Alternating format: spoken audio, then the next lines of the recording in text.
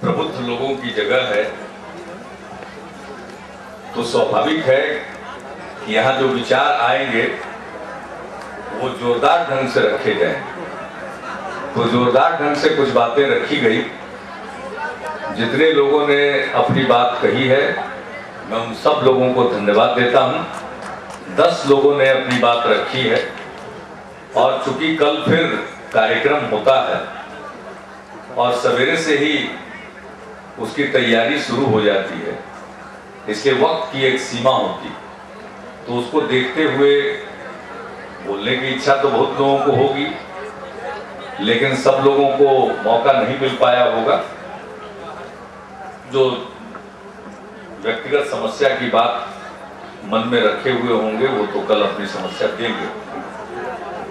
मैं 2-3 बातों पर छोटी टिप्पणी करना चाहता हूं। एक है एपीएल बीपीएल। एक पारिवारिक सर्वेक्षण 2002 में कराया गया और उसके आधार पर केंद्र सरकार के दिशा निर्देश के मुताबिक बीपीएल सूची बनी और बाकी बचे वो एपीएल हो गए। हम लोगों ने उसमें 2 बार दुरुस्त करने के लिए अभियान चलाया, 2006 में और 2007 में। बहुत ही व्यापक स्तर पर हम लोगों ने उसको शुद्ध करने का अभियान चलाया। जब दोबारा यह अभियान चला तो उसमें हम लोगों ने जांच के लिए एक कमेटी बनाई जिसमें मुखिया थे और उनके निकटतम प्रतिद्वंदी निर्वाचन में जो रहे उनको शामिल किया गया, पंचायत समिति के सदस्य और उनके निकटतम प्रतिद्वंदी, और उसी प्रकार से वार्ड सदस्य और उनके निकटतम प्रतिद्वंदी, 6 जनप्रतिनिधियों को उसमें रखा गया। उसके अलावे 3-4 सरकारी कर्मचारियों को रखा गया ताकि वो कागजी काम करेंगे और काफी इसके लिए प्रचार प्रसार कराया गया। ऐसा लगता है कुछ जगह पर लोगों ने दिलचस्पी ली, ज्यादातर जगह पर दिलचस्पी नहीं ली। तो जो भी लिस्ट बनी और उसके मुताबिक ग्रामीण क्षेत्र में कुल परिवार की संख्या 1,98,00,000 आई ग्रामीण क्षेत्र में, जबकि मुझको बताया गया था कि 2001 की जनगणना के मुताबिक लगभग 1,40,00,000 परिवार। तो परिवार की संख्या इतने कम समय में इतनी बढ़ गई। उसके बाद भी कई प्रकार की शिकायतें आई, तो हम लोगों ने यह तय कर दिया कि प्रत्येक साल इसमें सुधार किया जाएगा और एसडीओ के यहां आप दरखास्त दीजिए, उसकी जांच होगी और जब जांच होगी तो जो जांच करता है वो शिकायतकर्ता के घर पर जाएगा और अपनी रिपोर्ट तैयार करेगा और जो जांच करता है, शिकायत करता है, दोनों का फोटो शिकायतकर्ता के घर के पास लिया जाएगा और वो उस जांच प्रतिवेदन का अंग होगा। कहने का मतलब कि जांच जरूर हो। ये हमने व्यवस्था करा दी। मुझको बताया गया है कि 56 लाख प्रतिवेदन आए, यानी 56 लाख परिवार आए, शिकायतें आई। तो आप जोड़ लीजिए 1,98,00,000, उसके ऊपर 56 लाख परिवार, यानी ये 2.5 करोड़ से भी ज्यादा परिवार बिहार में हो गए। देहाती अंचल में भी, शहर की बात हम नहीं कर रहे। 10.5% शहरी आबादी भी है, तो देहात में इतना परिवार हो गया। यानी 2001 की जनगणना में जितना परिवार था उसे ठीक दोगुना परिवार हो गया। यानी कुछ बात समझ में नहीं आती।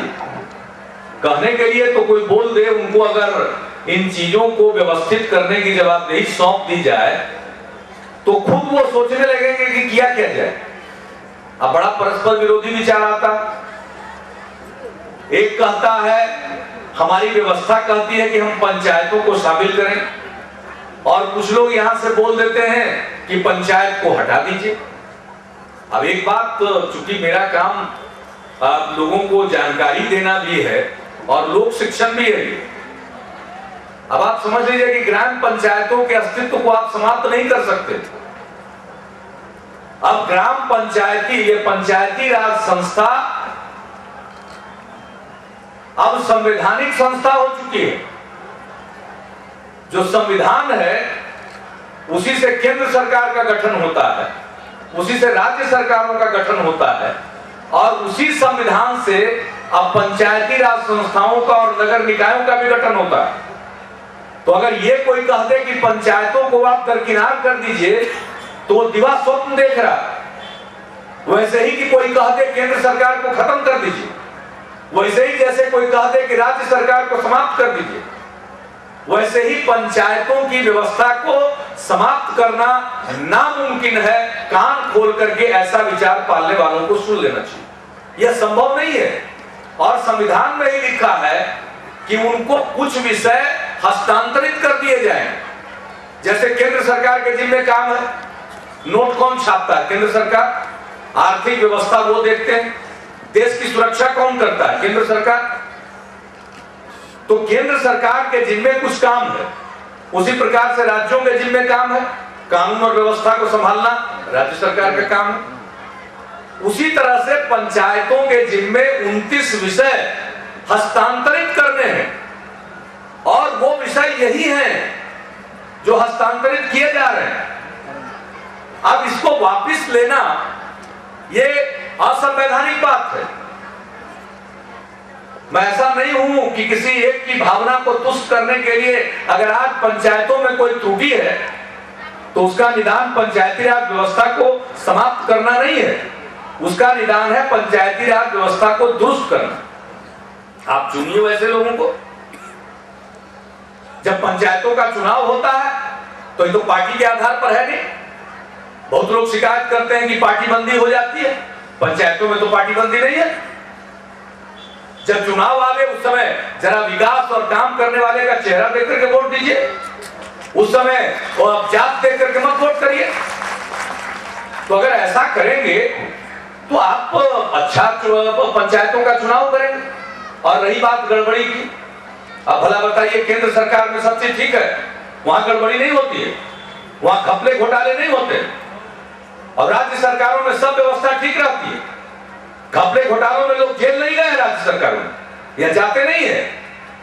पंचायतों में भी गड़बड़ी होगी।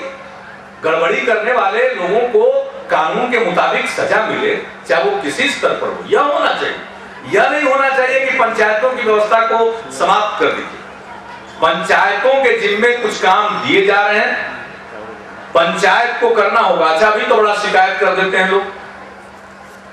2007 में फ्लड आया, 2.5 करोड़ लोग प्रभावित थे, लगभग 49 लाख परिवार को रिलीफ बांटा गया। पंचायती राज संस्थाओं को उसमें शामिल किया गया। सभी राजनीतिक दल के प्रतिनिधि को उसकी निगरानी समिति में रखा गया। अनुश्रवण समिति हम लोगों ने बनाया, कहा कि सब लोग बैठिए और रिलीफ बांटिए। उसी तरह से पंचायतों के काम में जरा भैया दिलचस्पी लेना चाहिए। मुख्यमंत्री के सामने तो बोल देते हैं, अखबारों के सामने बोल देते हैं, गांव सभा में क्यों नहीं बोलते हैं? गांव सभा में भी बात को रखना चाहिए। पंचायती राज व्यवस्था का आधार है ग्राम सभा। हमारे घूमने का मकसद यह भी है कि आपको जगाएं। आप गांव सभा में मजबूती से बोलिए, और ग्राम सभा में जो बातें होनी चाहिए उन बातों को कीजिए। और ग्राम सभा जो हमारे अधिकारी हैं वो भी सुनिश्चित करें कि ग्राम सभाएं हो। तो बहनों और भाइयों, अगर कहीं कोई त्रुटि है तो उसका सुधार होना चाहिए। अब कहीं कोई छूट गया है, लेकिन हम जो शुरू में आपको इशारा कर रहे थे, ये हमारे आपके सोचने का विषय नहीं है। 2001 की जनगणना के वक्त में बिहार के परिवार में औसत सदस्य संख्या थी 6.16। अब वो घट करके हो गया है हमारे ये सबसे हाल के सुधार के बाद 4.38। भाई 4 सदस्य एक परिवार में, अब उसके भी नीचे चले गए। यानी और ये जब इतने लोग आ जाएंगे तो मतलब एक परिवार में 3। ये सही है क्या स्थिति? एक दिक्कत यह है कि हर चीज के बारे में केंद्र ने यह तय किया कि हम परिवार के आधार पर देंगे। हमने केंद्र को कहा, अनुरोध किया है, हमारी राय है कि ये जो परिवार के आधार पर हर चीज देने की बात है, चाहे वो किरासन तेल हो, अनाज हो, रिलीफ हो, उसकी जगह पर परिवार के सदस्य को इकाई मान करके अगर हम ये सब चीज देंगे तब ये परिवार बांटने का सिलसिला खत्म हो जाएगा। अभी बोल गए एपीएल और बीपीएल, हमने तो किरासन तेल में दोनों को कूपन दिया, दोनों का 3 लीटर है। और पहले किरासन तेल का क्या हाल था, उसी को ठीक करने के लिए कूपन प्रणाली सा लाया हमने, दुरुस्त करने के लिए कि भाई सबके हाथ में कूपन रहेगा और डीलर को वो जब लेगा तेल तो कूपन देगा और जो निर्धारित दर है वो भी देगा। डीलर के पास जितना कूपन इकट्ठा होगा उसी के आधार पर अगला उठाव उसको मिलेगा। ये हमने व्यवस्था बनाई।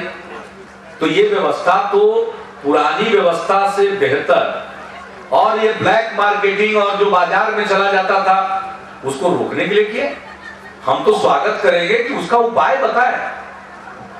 अब तेल जो है, किरासन तेल है, ये पूरे बिहार के लिए मासिक कोटा है 6,93,00,000 लीटर। ये हमारा कोटा है और उसी में हमको बांटना। 9 करोड़ की आबादी है, आप परिवार की संख्या देख लीजिए, तो उसी को तो बांटना। अब राज्य में और जिलों में न के बराबर रखा गया। कभी कभी प्रशासनिक जरूरत हो तो उसके हिसाब से प्रशासन के हाथ में रिजर्व कोटा कुछ रखा गया, बाकी सब बंटवा दिया गया, उसका हिस्सा लगा दिया गया। हमको कोई दूसरा उपाय बतावे भाई। जितना तेल है हम लिख रहे हैं केंद्र को कि हमारा कोटा बढ़ा दीजिए, 34% हमारे यहाँ बिजली नहीं है। केंद्र कहता है कि नहीं, कोटा बढ़ाने की बात तो छोड़ दीजिए, हम अब एपीएल के लिए नहीं देंगे, सिर्फ बीपीएल के लिए देंगे। ये केंद्र सरकार करता है। ये एपीएल बीपीएल का जोरदार जो धांसू भाषण देकर के गए वो जरा सुन लें। अब वो कहने के लिए तो रेल भी हम ही के जिम्मे दे दिए और कर्पूरी जी के खाते में रेल डाल दिया। कर्पूरी जी रेल मंत्री कब? इच्छा रखना एक मुख्यमंत्री चाह सकता, हाँ हम रेल मंत्री रहे, लेकिन ये जो एपीएल और बीपीएल का मसला है, ये मसला का समाधान बताइए बंधु। हम एपीएल बीपीएल नहीं बना रहे, और बिहार के गांव में हम घूम रहे हैं और सब जगह देख रहे हैं गरीबी बहुत ज्यादा है। केंद्र कहता है कि 42% लोग ही गरीबी रेखा के नीचे, हम देख रहे हैं कि 60% से भी ऊपर गरीबी रेखा के नीचे लोग होने चाहिए। तो हमारी राय तो दूसरी है, लेकिन हाथ बंधे हुए हैं। जो आएगा किरासन तेल तो कहीं मिलता नहीं है, वो तो केंद्र कोटा निर्धारित करता है और उसी को बांटना। और परिवार की संख्या कितना भी कर जाइए उसके बाद भी लोग कहेगा, हम तो जाते हैं, देखते हैं, पूछते हैं। अभी हम एक जगह गए तो हमने पूछा कि भाई, एक आदमी ने कहा हमको कि हमारा नाम नहीं। तो हम क्या आपका नाम नहीं, आपके बेटा का है? तब पता चला कि बेटा का है। अब बताइए, हर परिवार का एक एक सदस्य कहेगा कि हमारा नाम नहीं है। आखिर परिवार क्या है? तो परिवार के आधार पर जो कोटा निर्धारित है वो परिवार के सदस्यों के आधार पर कर दिया जाए, आधी समस्या तो इसी में समाप्त हो जाए। लेकिन ये मेरे हाथ में नहीं, परिवार का दिल्ली से तय। हम लोगों ने लिखा पढ़ी किया है कि परिवार में जितने मेंबर हैं, जो सदस्य हैं, बालिग नाबालिग, उसके हिसाब से उसका यूनिट बना करके हर चीज को दिया जाए। तो अगर ऐसा हो गया तो हम समझते हैं कि बहुत हद तक खत्म होगा। लेकिन फिर भी हम लोग एक एक एप्लीकेशन की जांच कराएंगे और जांच करा करके जिनका नाम छूटा हुआ होगा उनका नाम शामिल करने की कोशिश की जाएगी। हम इसको भी भूल जाते हैं। हम नया सर्वेक्षण के लिए भी तैयार हैं। अंततोगत्वा हम पूरे प्रदेश में परिवारों का नया सर्वेक्षण करवाएंगे, लेकिन उस समय भी तो सजग रहना पड़ेगा आपको। जब काम चलता रहता उस समय ध्यान नहीं देते, अब लिस्ट छप जाता तो कहते मेरा छूट गया।